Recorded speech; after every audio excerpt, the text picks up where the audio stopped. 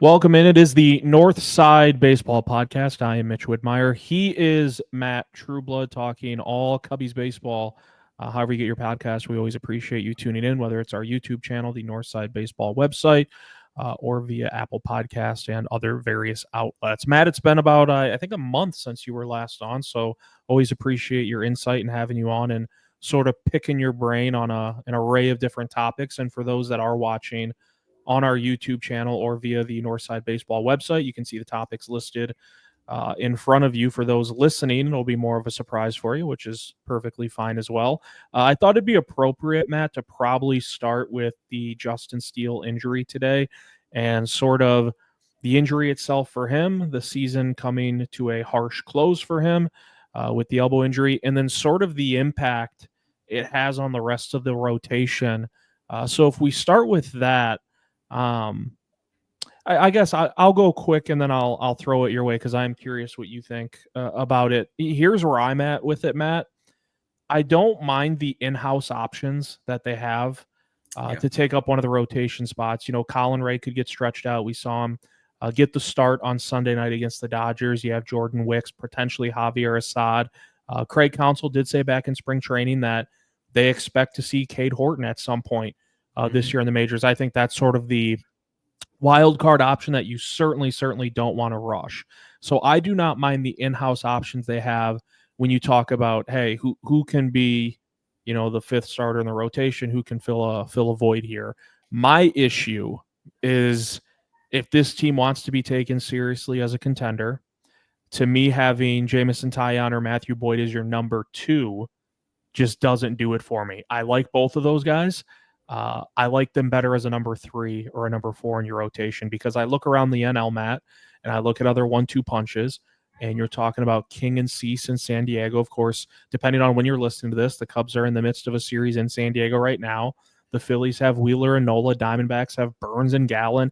The Dodgers have any two you want to pick between Snell, Glasnow, Yamamoto, and depending on your belief in Sasaki. And just looking at the Cubs and seeing it's Shota Imanaga and then Taillon or Shota Imanaga and Matthew Boyd, to me, just doesn't cut it. How do you feel about this situation? Obviously devastated for Justin Steele and the injury, but sort of the domino effect it has on the rotation. How are you viewing it? Yeah, I mean, I think you hit the most important thing, which is if you start to envision, and obviously this is getting greedy, right? But if you start to envision those game 1, game 2, game 3 playoff series matchups, they look a lot less friendly now, right? At least that's true at this moment. And I do think there are multiple ways that the team worked hard to improve the depth this winter. They knew that this was a possibility. They've known it for quite a while. You know, he's been dealing with nobody's elbow is ever pristine, but that doesn't mean that no professional pitcher's elbow, I should say. That doesn't mean that everybody's dealing with the same amount. And there are some guys who are pitching through what, frankly, on any given day, almost they could decide to undergo some kind of surgery. I think Steele has been in that gray area for a long time. So they knew they needed to go do something this winter. And that's why you saw them pounce early with Boyd. It's why they pursued trades for Garrett Crochet, for Jesus Luzardo, for other young arms, and got pretty darn close to a couple of them. So there's probably a patch that they'll try to make now, right, between here and the trade deadline, so that assuming they do get to the end of this season and they're in position to play in the playoffs, it's not, Matthew Boyd taking the ball for game 2. At the same time, we've also seen big improvements from Boyd. He's throwing at almost my age. He's throwing harder than he has ever thrown before, which is great. Cade Horton, you mentioned, last year there were, even before he went down for the year with injury, there were signs that maybe something wasn't quite right, or he was struggling to make adjustments in terms of, you looked at the movement numbers on his fastball. The velocity was down a couple of ticks. The movement had changed. It had become more, frankly, Justin Steele shaped in the way that the fastball was moving. This year, it's back to really having some ride to it. It's back up to sitting 96 and touching 98. So I do think Cade Horton could sort of just emerge as whoa, we've got a number 2 starter on our hands. They're going to try to slow play that and keep his innings count down early in the year so they can still have him around late in the season. But they do have ways to work around this. It's just, it stinks because Justin Steele's one of your best starters, and he's been that way for the bulk of the last 3 seasons. So it hurts just, knowing the person and how hard he likes to compete out there, how quickly he's come back from 2 previous stints on the IL for elbow issues. That this is a guy who probably could have either had surgery or had a longer absence at any of a few times over the last couple of years, elected to push hard to stay in the rotation and keep taking the ball whenever he could. Even when it seemed like a lost cause at the end of last year, he was taking the ball. Even when he had an illness early in camp this year, and maybe it wasn't the wisest thing for him to go to Tokyo and make that start, he took the ball. That dude wants the ball, and to me, that's the saddest part of this, even though from a pure Cubs perspective, it's not the biggest maybe deal of it. You are just losing a guy who means a lot to the team and to whom the team itself means a lot. Yeah, he's an absolute gamer. Like he's a workhorse. He wants to be out there every 5th day. I think you put that very, very well. I want to note too, like when I said earlier, Matt, if the Cubs, want to be taken seriously as a contender, I have a hard time wrapping my mind around that. If Tyon or Boyd is your number 2 starter compared to if they're 3 or 4, and you bring up like the playoff series, and I know the Cubs just took 2 of 3 from the Dodgers, but I think it would take a lot, for the Cubs to like really win the pennant or be in contention for that. But I also think, and I'm talking about this year, I also think there's something to be said about not wanting to be the team that gets to the postseason, and other teams look at you as like, the fresh meat. Like the other teams are looking at you like, hey, we got the Cubs as a matchup, and they're number 2, like Boyd or Tyon's getting the ball in game 2. So I think you want to, if they do get to the postseason, we don't want to look too far ahead. You want to bulk it up and you want to be taken seriously as a contender. And that's why I have a hard time imagining that after the Steele injury, if nothing is done. I'll throw a couple names your way, if you don't mind, because you brought up Luzardo, who obviously ended up getting traded, but to the Phillies, and you brought up Crochet, who ended up getting traded, but to the Red Sox, and then got a very lucrative extension handed in his direction. I know this is nearly impossible to predict, Matt, but do you think there's any chance they go like big game hunting for a name like a Sandy Alcantara from Miami or a Pablo Lopez from Minnesota to try to really shore this thing up at some point in time? I'm not saying today or tomorrow or next week, but if the Twins keep sinking out of contention, and they've had a miserable start, and really their issues come at the plate offensively, at least so far. But could you see the Cubs trying to, pick up the phone and go big game hunting for a name like Alcantara from Miami or Lopez from Minnesota? I think there's clearly a chance of both, a slim chance of each. It's not just the things that have to come together. I mean, from what I understand, the Cubs and Marlins had a deal that would have sent Luzardo to the Cubs and Owen Casey to the Marlins, more or less straight up. There may have been, a player to be named later involved, something like that. But that deal got nixed, not because of Jesus Luzardo, but because of Owen Casey's medicals at the time.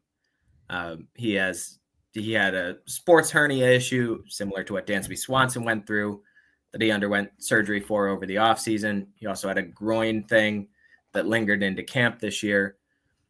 So, was that something that in that moment the Marlins weren't comfortable, or do they look at that and say, this is a power hitter, he's got to be able to do big, massive, violent rotations without having this issue that he's already developed at 21, 22. Is he just off their board now?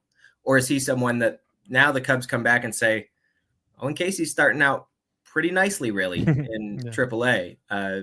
Would you guys like to reconsider that move? And they do end up being able to make him part of a package, right? Because Sandy Alcantara costs more than Jesus Luzardo does. But I think the Marlins would be open to trading Alcantara The Twins one is a trickier issue. There's a lot going. I live and work here in the Twin Cities. Yeah. I have talked to Pablo Lopez, and he is, I mean, phenomenal. Like, that's a person, and you would love to just center your clubhouse around that guy too. The trick with trading for such a player is always nobody wants to give that guy up. Yeah. He's the heartbeat. Even if it's a team that is sort of crumbling in a lot of ways, he's the one you want to hold on to and build back around.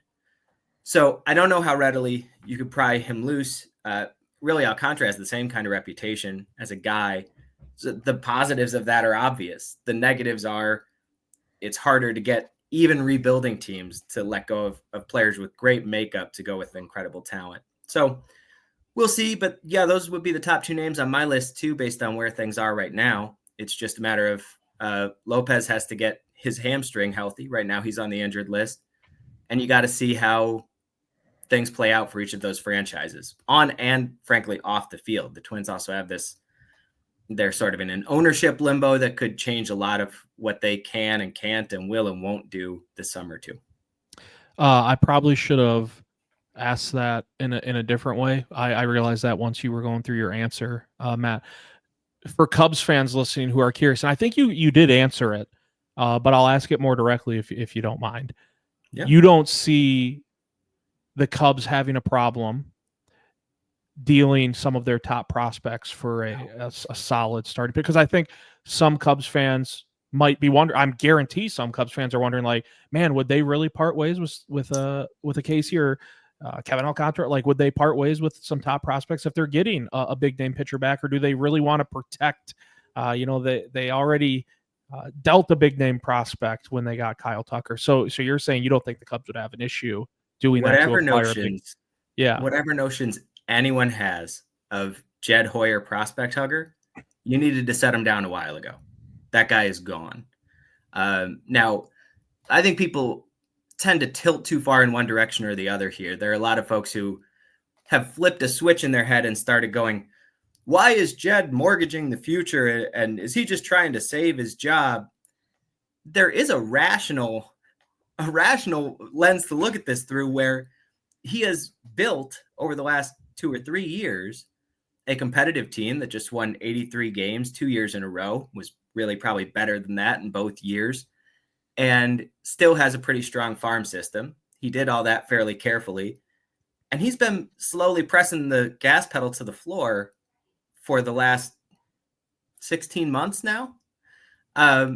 No, Jed is ready to make moves. And you and Jason had a great discussion last week about a Kyle Tucker contract, whether an extension's in the offing there and whether the Cubs would have made that move without having an inkling that they could get an extension done. The answer to that is yeah. Yeah, because in Jed Hoyer's mind and in the Cubs' mind, it is time to win with this group. That's not a cynical save everybody's jobs thing. That's we got a bunch of prime age talent that's about to move out of their prime. Ian Happ, Seiya Suzuki, Justin Steele, Shota Imanaga. I mean, these are not guys, they're not 25 and just coming into their prime. They're in their late 20s, hitting 30. They're still under contract for a bit. Dansby Swanson's another great example. This team's trying to put its pedal to the floor. They were willing to give up a lot more than they ended up being able to get anyone to take this winter for the likes of Luzardo or Crochet or Dylan Cease or Michael King. They're going to be out there. That doesn't mean a deal will get done, just like a huge deal other than Tucker didn't get done this winter.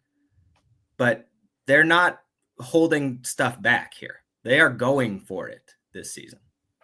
Well put. Northside Baseball Podcast. I'm Mitch Whitmire. He is Matt Trueblood. We talked about him briefly, Matthew Boyd, and really you alluded to the fastball velocity. You stole a little bit of my thunder there. I was gonna bring that up. I was looking at some of Matthew Boyd's numbers the last few days, Matt, and I do want to talk about sort of the season that he's had so far, and it's a relatively small sample size when you're talking about the middle of April, and I want to clarify too, like I'll speak for myself. I'm not trying to, rip Matthew Boyd. He's a good pitcher. It's just when you're talking about him being a number 2, I think you're stretching things a little thin.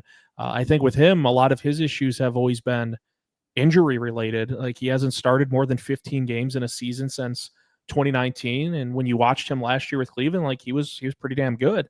I look at his numbers this year. He's not getting hit hard. He's in the 89th percentile in hard hit percentage. He's not getting barreled up. He's in the 75th percentile for that. And you brought it up, the velocity on his fastball for a guy that's 34 and he's had multiple injuries. The fastball velocity is still there. It's a tick up so far this season. Again, the issue with him has primarily throughout his career been injuries, but I would say the returns, at least in my opinion, and I'm very curious to get your thoughts. Again, small sample size, but I would say so far so good for what the Cubs have gotten from Matthew Boyd. Yeah, this is exactly, I mean, not only is it everything they would have hoped for, it's exactly what they expected. Now, the trick with signing aging free agents is you usually just don't quite get what you expect because something unexpected becomes a wrinkle. And in this case, the Cubs know this guy's not going to make 32 starts for you. That's not in Matthew Boyd's body at this point. But what you hope is to manage him well over the course of the season. Know you'll lose him for a bit and hope you get him back when it really counts. And when he's on the mound, they trusted that they could help him in these very subtle seeming ways, but really important ways. There was some good research this winter from, I think it was Michael Rosen. It was someone at Fangraphs, I believe, about the interaction between what your stuff is and where you're actually throwing the ball. You know, your movement's going to be different based on where you're targeting, even if it's the same pitch type. The Cubs have Boyd targeting that kind of up and away from righties, the glove side high, or the arm side high quadrant with his fastball. I think that's all there really is to the extra velo we're seeing. His mechanics are not much changed at all. I'm sure he worked hard on keeping that velo up, keeping, the conditioning and all that's required this winter. But I think it's just where they've got him putting that fastball consistently is letting his arm just work really naturally. And it's also with some of the small changes he's made to his slider, his changeup. I wrote about that at Northside earlier this week. It's really easy to see how those things just play nicely off the fastball as it's been not even redesigned, but just relocated. And then the change in shape follows fluidly from that. So they saw something there that they could go to work on without asking him to do anything radical and new at age 34. And he's responded the same way he's always responded over the last several years when he's able to take the mound, which is just pulling the string, frustrating hitters, competing like crazy. He's not going to work that deep into games, and he's not going to make 32 starts.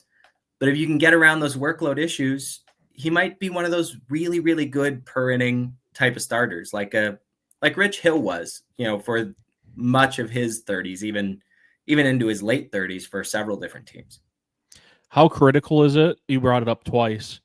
How critical is it for the Cubs to have that mindset and know that even with the season-ending injury of Steele, Matt, that they can't pivot to a point where now they're like, hey, we need Matthew Boyd to make 30-plus start. Like, for them to have that mindset to recognize who he is at this age, again, the injury history, there's probably going to be a bump in the road at some point, and to have secondary, tertiary plans in place for when that does pop up. Because I think the scary idea would be the Steele injury happens, and now the Cubs are like, man, we really need more out of Matthew Boyd. Like, right. To try to milk that out of him at this point isn't beneficial to the Cubs or Boyd. So I think it, and you were kind of saying this, right? Like it's going to be critical for them to manage him throughout the season. Yeah. To just treat him carefully. And he's one of those guys whereas with Steele, he always wants the ball, and there isn't necessarily a huge benefit to shelving him, proactively all the time. You wait for a flare up and then you say, okay, we need to let this calm down. With Boyd, it might be, last year, what was it? Second half of May, they just plain skipped a start for Shota. You remember that? Yeah. Yes. He had like 11 days rest. And they might do that with Matt Boyd. They might put him on the injured list with basically is a 34-year-old who's been hurt a lot, as opposed to with an acute, new diagnosis. Just some soreness label. Yeah, it's really not like people are worried lately about the phantom IL thing.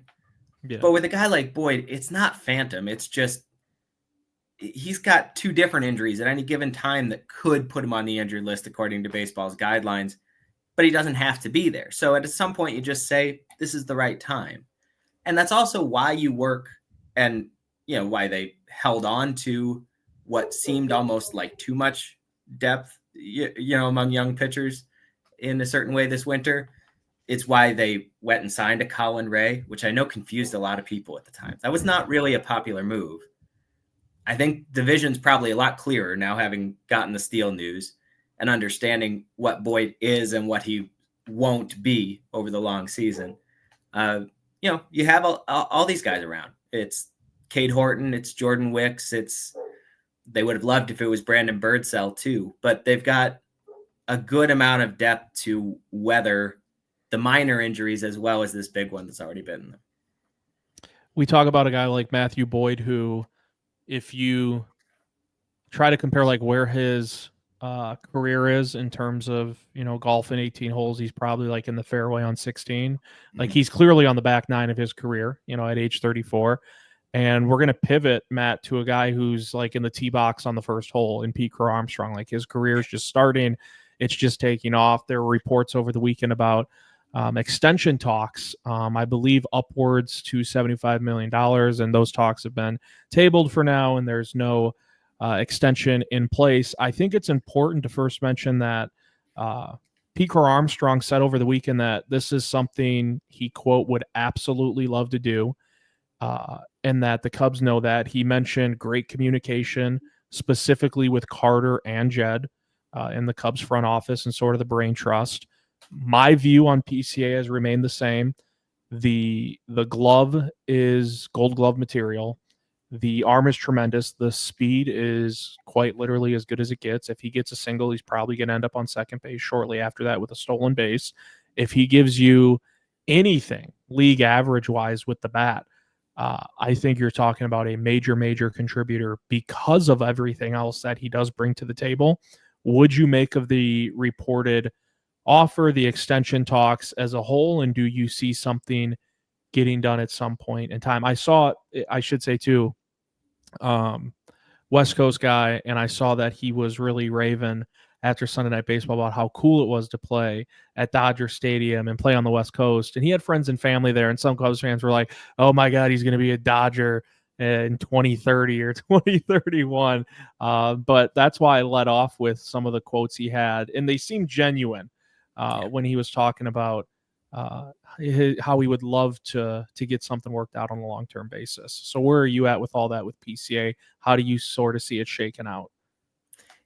First of all, I didn't see the fans freaking out that. Oh yeah, there was a pocket of Cubs Twitter that were like, he's going to be a Dodger in 2030, 2031. Yeah. And then the responses were like, relax. Exactly, yeah, which funny. Is exactly the right response. Yeah, that's the response that the only response I want to offer to those people is Pete Crow-Armstrong.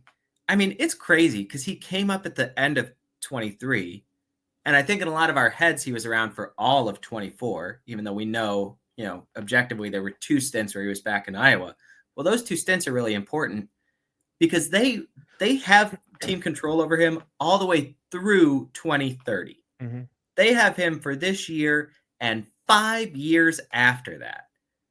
I don't be worrying about where Pete Crow-Armstrong might leave in free agency. If the Cubs want him bad enough, he's not going to be hard to keep around. They got a lot of leverage over this guy right now. So that's the first thing I want to say.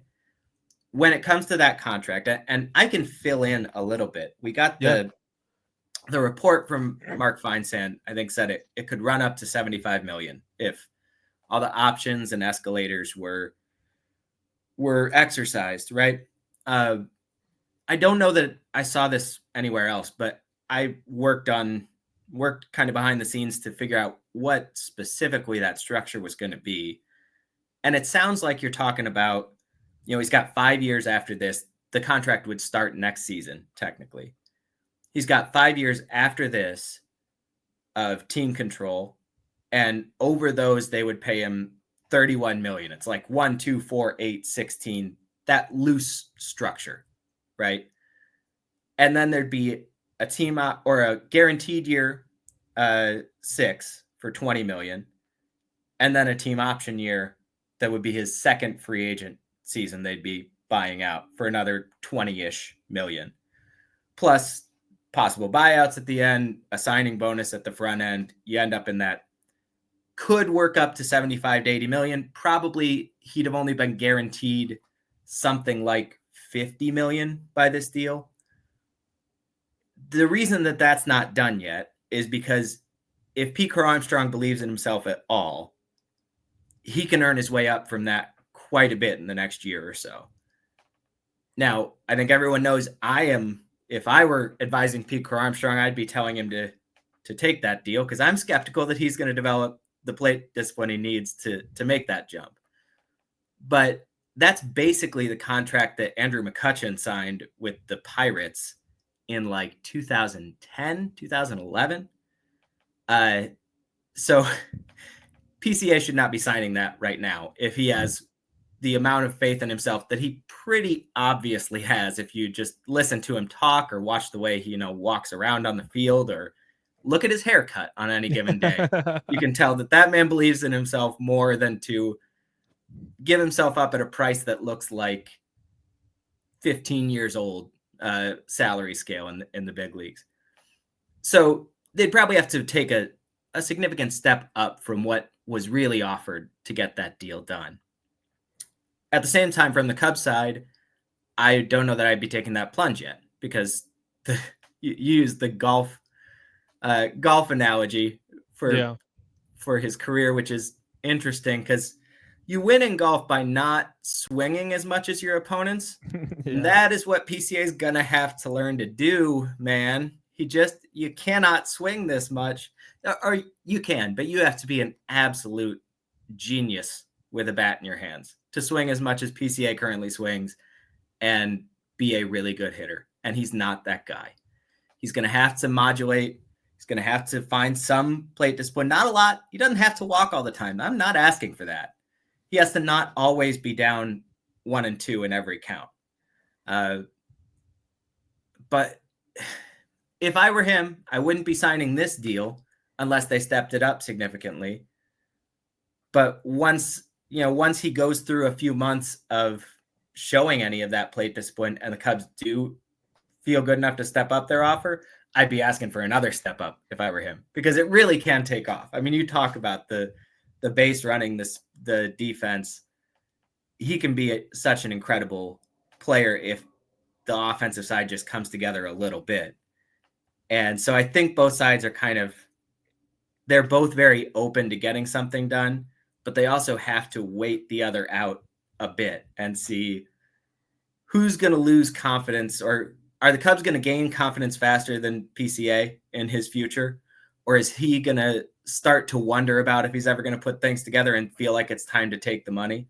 They're playing a little bit of a game of chicken. The danger with that is what we saw with the Cubs' last core, where I think multiple players in that core ended up in that same kind of dance where Cubs don't quite know if you're going to be great into your 30s yet. Still don't quite know. Still waiting to see if you will be before they commit.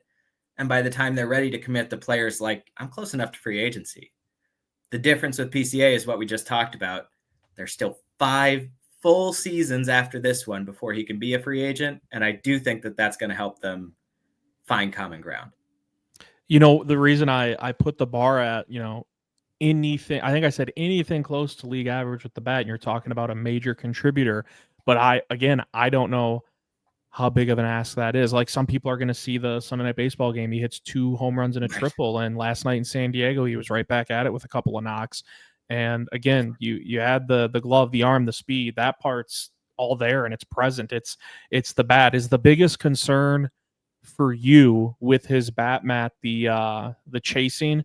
Because the whiff percentage obviously isn't ideal. There is a lot of swing and miss in his game, but the chasing numbers are pretty, even early on, again, small sample size. It's pretty eye opening that he will extend his zone and he'll go out of his way to really chase some pitches. Well, and rarely do I worry about this next part. And mostly I'm going to focus on, do you swing at strikes and not swing at balls? That's a pretty good rule of thumb for 95% of the hitters you encounter. I think PCA swings at too many strikes too.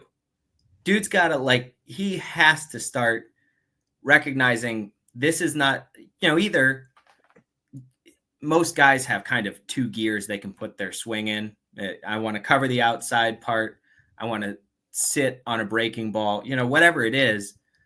You got two different ways that you can cover the zone and cover the opposing pitcher's arsenal. If you don't, you're in huge trouble anyway. But PCA's got to start thinking, being more thoughtful up there, a little bit more anticipation, and saying, I know what I'm looking for here. I'm going to recognize it out of the hand. And if it is that, then I'm triggering. And if it's not, I'm willing to take a strike sometimes. He's not only chasing at a really high rate, he's swinging at 82% of the pitches he sees inside the zone. Again, not usually bad to swing a lot inside the zone. He's beyond the point of diminishing returns for even that. And it's actually compounded by the fact that he makes enough contact within the zone that he doesn't give himself the chance to, some guys, they swing too much, but they might either swing and miss a lot. And now you're down in the count and you're in danger of striking out, but you have another swing, or they foul it off.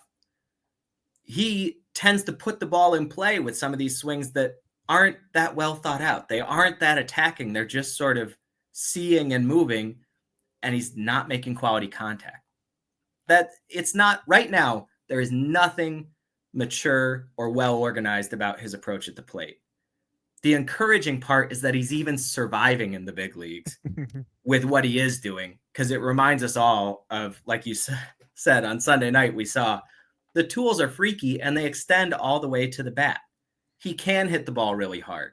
He can use his speed and find, foul line to foul line, make the opposing team cover the entire field. It's just, he doesn't have a clue what he's doing up there right now. It is the Northside Baseball Podcast. However you get your podcast, always appreciate you tuning in. I don't think we buried the lead, Matt. I think Justin Steele was kind of top priority as far as talking points go. However, it's becoming somewhat.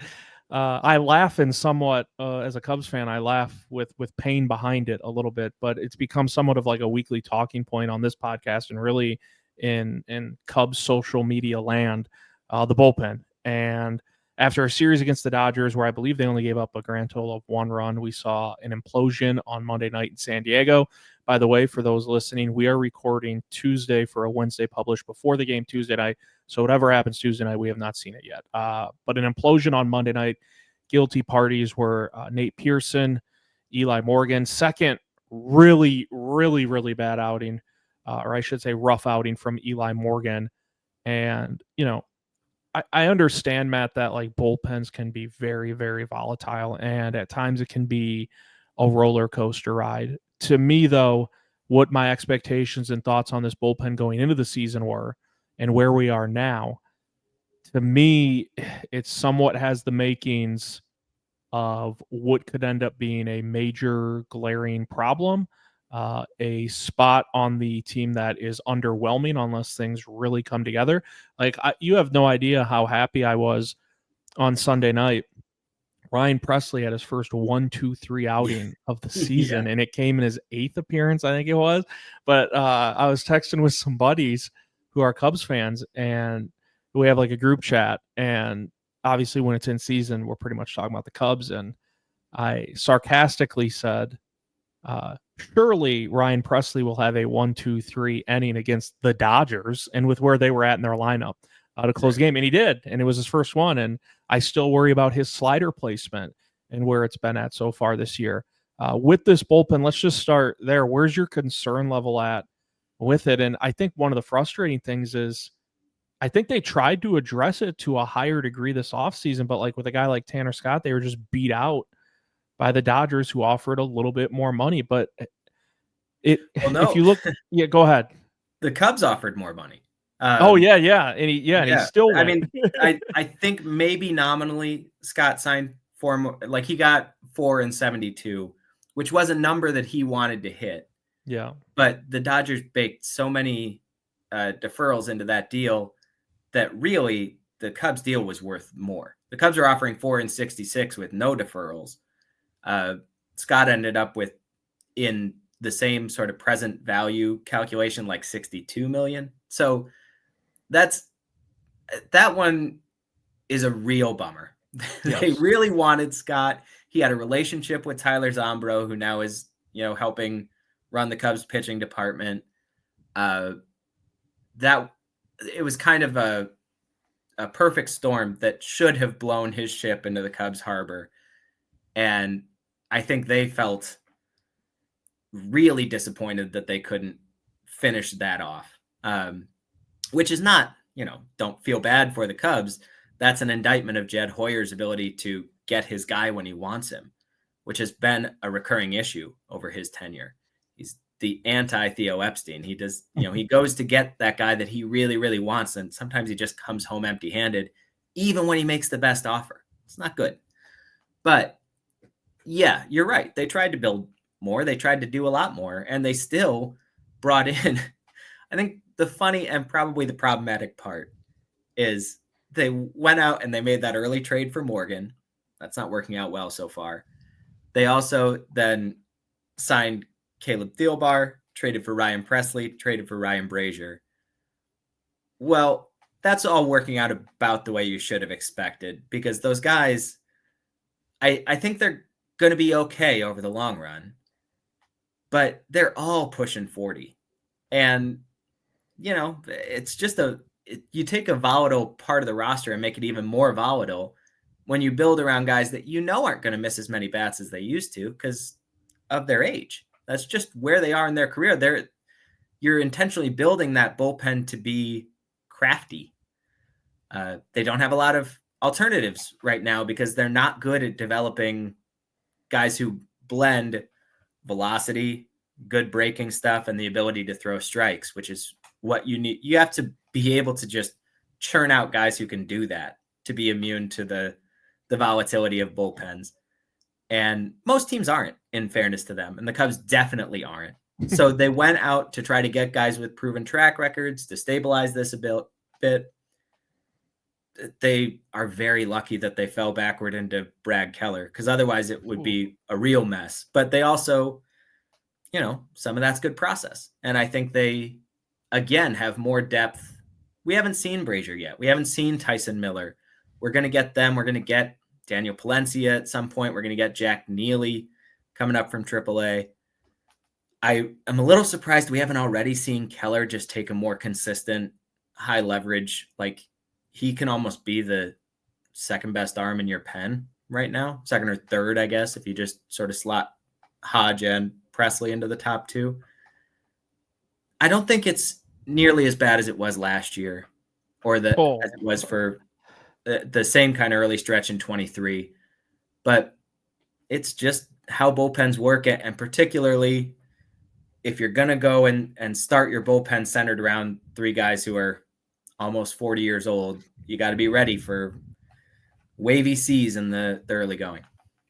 I went through and ranked, like, at this very moment, not long run, Matt, not expectations coming into the season, like at this very moment, I went through and I ranked, like, who do I trust the most of this group? And for me, and everyone can have different rankings for this, nobody's right. For me, the clear-cut one was Porter Hodge. Like, out of this group right now at this moment, I trust him the most. I flirted with putting, like, Merriweather at 2, just like I flirted with it. And then Brad Keller's in there for me, but I'm very, very glad you brought up his name. Like, I look at his Baseball Savant page and it looks incredible right now.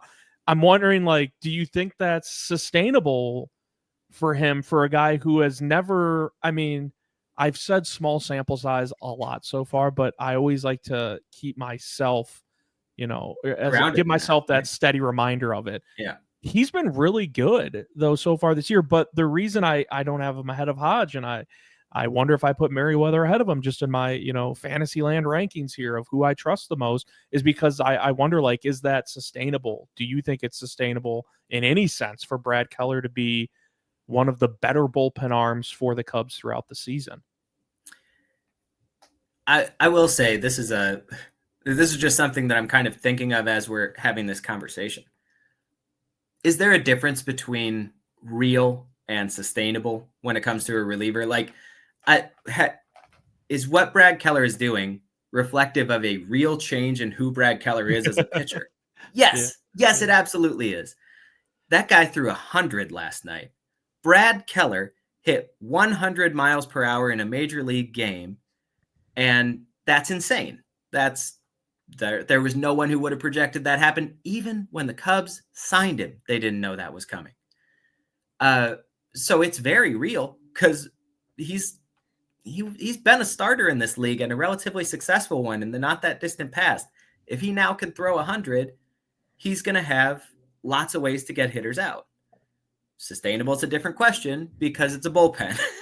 Yeah. He could get hurt. It's not hard at all to get hurt if you suddenly throw 5 miles an hour harder than you used to. He could lose control because he's moving his body in new ways that, the command just really gets loose. Or he could just run into a bunch of bad luck like he did last night when he was the one they tried to use to stem the Padres rally in the 6th, and it should have worked, but it didn't because really, really bad at ball luck. Yeah. Is it real? Yes. Is it sustainable? I don't know. I don't know if anything's. I'm slowly coming to believe that bullpens are just throw it all up in the air. Yeah, that's fair. How short of a leash do you think it will become for Nate Pearson? Just a guy, he throws hard. He's struggling though, and that's been pretty evident. Do you think he has a shorter leash going forward, maybe, or certainly? I think he was brought in on Monday night when it was a tie game in like the 6th inning, I believe, if I'm not mistaken. Do you see those opportunities maybe going to the wayside for him, and going to someone else, or how do you see that playing out? Because I think the struggles for him have been real, and it's been tough to watch because seems like a good dude, just can't figure it out right now. I wouldn't be surprised if they option him, Yeah. and just try and give him a 3-week reset. In fact, Jason Ross wrote about that at the site today, Tuesday. Oh. For folks who listen, scroll back to our Tuesday articles and you'll find Jason making a lot of sense about maybe they swap Pearson out for Daniel Palencia for 3 weeks or whatever. It's nice that he still has that option. Yeah. I really don't think they'll want to give up on him in any sense. We've seen they held on. I mean, they held on to Dylan Maples when that made no sense. That guy was a disaster, but they didn't have anyone who threw hard except for him. And they were like, everyone else in the league has a guy like this that works. We should try and make our one guy like this work. They held on to Julian Merriweather, even though that guy, I like Julian Merriweather, I think more than most Cubs fans. He's like sitting 96 and touching 98 right now. And the guy we saw in 2023 that we're all still holding on to hope for was sitting 99 and touching 102. It's not the same. Yeah. But even in this diminished state, Julian Merriweather has more raw stuff than most of their pen. That's why they held on to him all winter. When a lot of people thought he might be a non-tender candidate, he might be someone they DFA to make room for another reliever. They will roll the dice just like most teams on raw stuff for a while, and Pearson has such good stuff that I don't think he's going anywhere in a permanent sense anytime super soon, but you can't keep just counting on him. At the very least, anybody who had Pearson sort of mentally ahead of Keller on the bullpen hierarchy, that's over now, right? So they'll just have to wait and see, but he's getting shoved down the list. We should note this, and it's hard to know how heavily to weigh it into everything because it has to be weighed into everything, but you can't make it the dominant narrative of the entire season to this point. But the Cubs have played like 4 different teams over their first 20 games, and it's not going to get any better over the next week. And that not only 4 different teams, but it's like the same really good teams. The Dodgers, the Padres, the Diamondbacks. These teams are vicious on a reliever, especially on someone who doesn't miss a lot of bats, which has kind of been Nate's problem. It's certainly been Ryan Presley's problem. He's running out of the juice to throw it by people. These are not the kinds of teams against whom I want to make definitive judgments about players, but they're the only teams the Cubs are going to see until like May, the middle of next week. So over their first 26 games, they're playing 20 against 3 teams I'm pretty sure are going to be in the playoffs this year. And if they don't, it'll only be because they have to beat up on each other in the NL West all season. Keep that in mind when you're judging any of these guys, because I really think if you gave Nate Pearson and Ryan Presley and Caleb Thielbar, and I mean, if you just gave this, maybe his elbows hurt and everything seems to be a mess, but if you just put Eli Morgan in front of the Reds offense for 5 games instead of the Dodgers and Padres over and over, it wouldn't be looking like this. So we have to keep that in mind too. That's a good point. And there's even 3 games set this month peppered in against Philadelphia too. Like Philly. Just like for you talk, measure. Talk about playoff teams like Dodgers. Yes, they check the boxes. Padres. Yes, Diamondbacks with that rotation. Yes, they check the box. And then here's 3 with the Phillies too before we let you turn the page to May. I want to finish up Northside Baseball Podcast. This is kind of something Jason and I have done. Just taking a brief look around the NL Central. Really, what stood out in the last week. I wanted to start with Milwaukee. It's just the Brewers have had a knack for years for, they have star power, Christian Yelich and the days of Ryan Braun and Prince Fielder. But I always thought they had a knack for, if you're like an average baseball fan, Matt, or you only follow your favorite team, the Brewers come up and all of a sudden it's like, who's this Joey Ortiz guy that's got a 2-hit day? Who's this Sal Frelick guy making incredible plays in the outfield at one of the corner spots? Who's this Garrett Mitchell guy that's throwing? Like, they have you know what I'm saying? The knack for these guys that they draft and they develop, and they might not be superstars, but they're pesky. And I think it's a big reason why they've been so successful. I've watched quite a few Brewers games this year, and it's the one thing that I see different so far is the blowouts. And Pat Murphy, their manager, mentioned after another one on Monday against Detroit, I think they lost to the Tigers at home 9-0. It was something like that. Pat Murphy mentioned that, they've been blown out quite a few times already this year. And I went back and looked, and they've lost 4 games by 8 or more runs. They've given up 7 or more runs in 6 of their 16 games. Like that's a lot. And they are decimated right now with injuries in that rotation.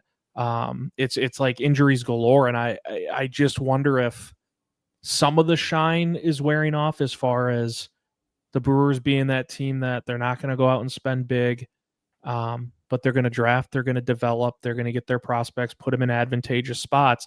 And there's a lot of baseball left to be played outside of Jackson Chourio, who I think is an absolute superstar.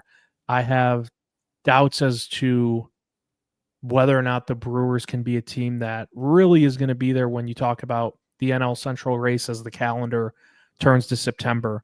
I don't know how much of them you've watched this year. Those were kind of my thoughts as someone who I haven't watched all of Milwaukee's games, but I've watched quite a few, and it's early. It doesn't have the look of a Milwaukee team that we've become accustomed to seeing.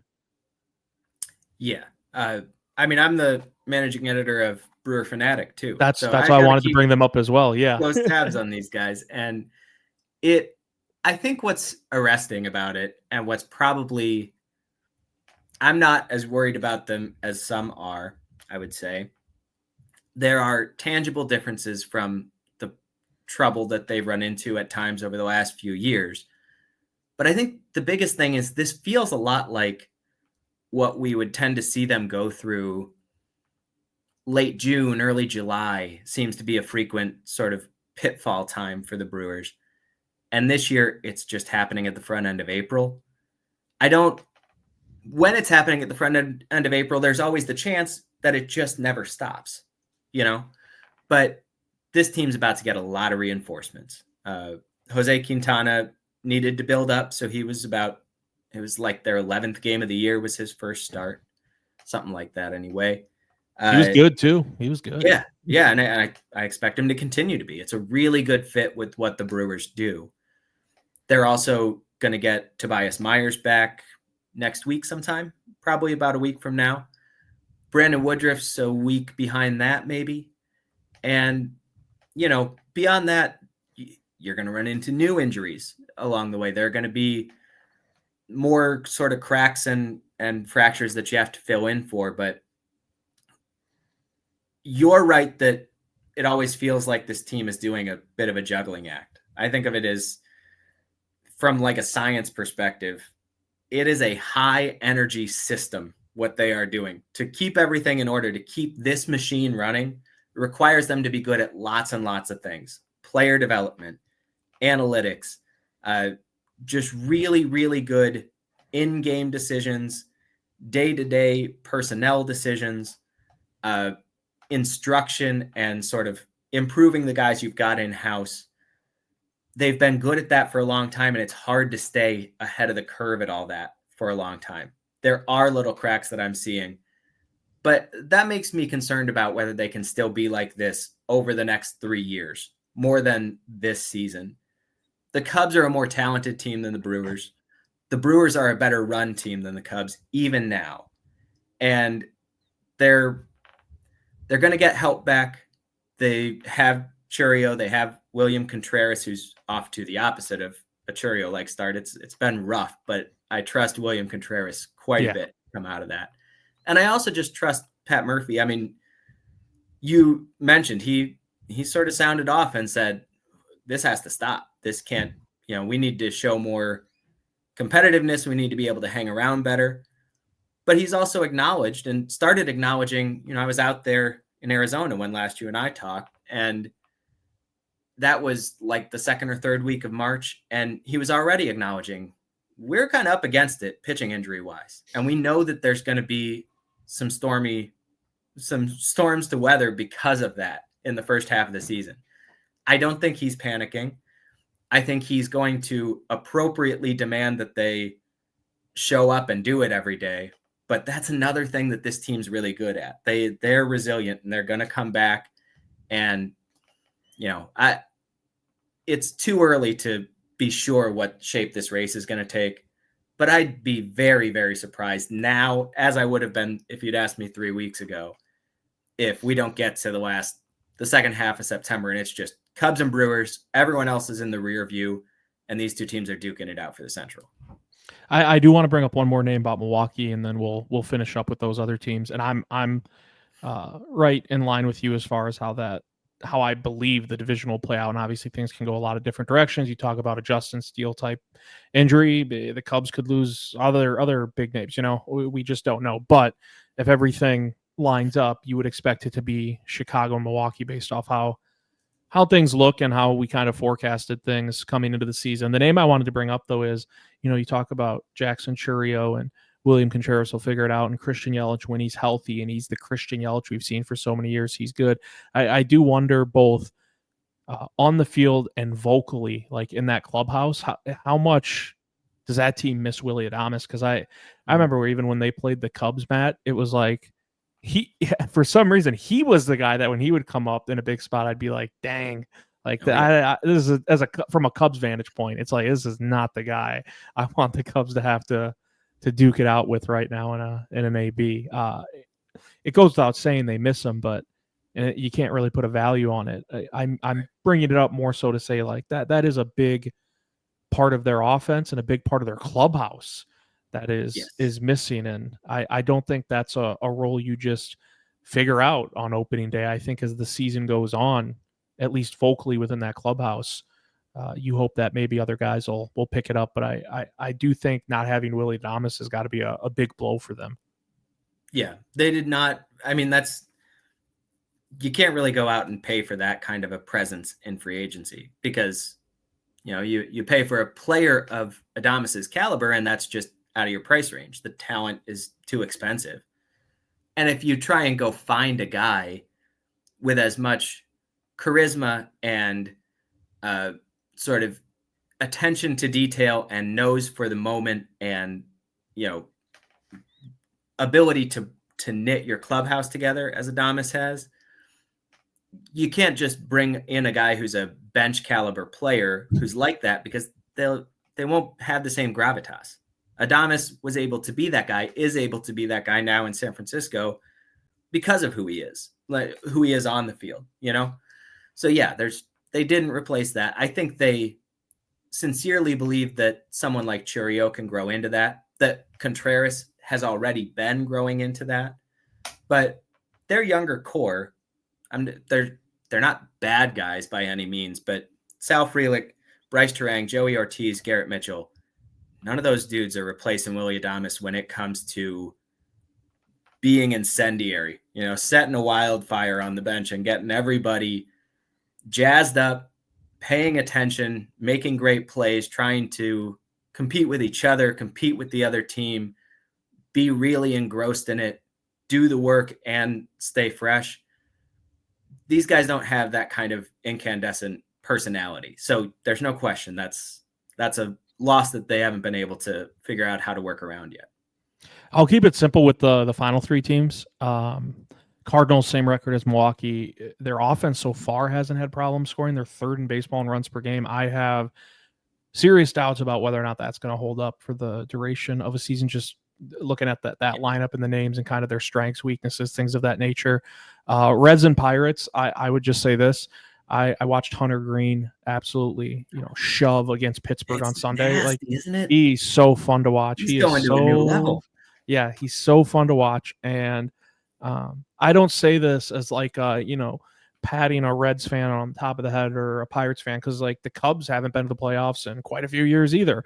I'm just saying, I think right now Cubs, Milwaukee will probably duke it out for the Central. If I'm a Reds fan, I can get excited every fifth day watching Hunter Green. If I'm a Pirates fan, I can get stoked every fifth day watching Paul Skeens.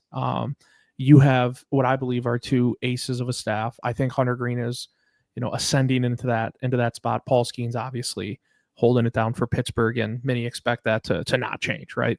But I watched Hunter Green on Sunday, Matt, and I was like, man, Cincinnati, I don't know how, things will pan out for them in 2025, but if he can stay healthy, that's a heck of an arm to have at the top of your staff. And it was fun. It was fun watching him.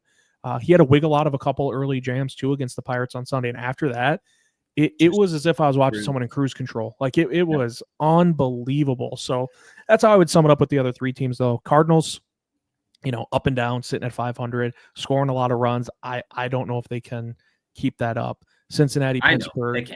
They can't. Thank you. Yes. And then Cincinnati, Pittsburgh. I think it might be rough sledding wins loss wise this year, but it'll be easy to get up every fifth day to watch Skeens and to watch Hunter Green. And then I'll throw it to you to see what you think. But I think you're kind of in lockstep with me, at least about Hunter Green. He's fun to watch. Very, very fun to watch. Yeah. Yeah. I mean, it's increasingly similar. I mean, it's not quite the same pitch mix.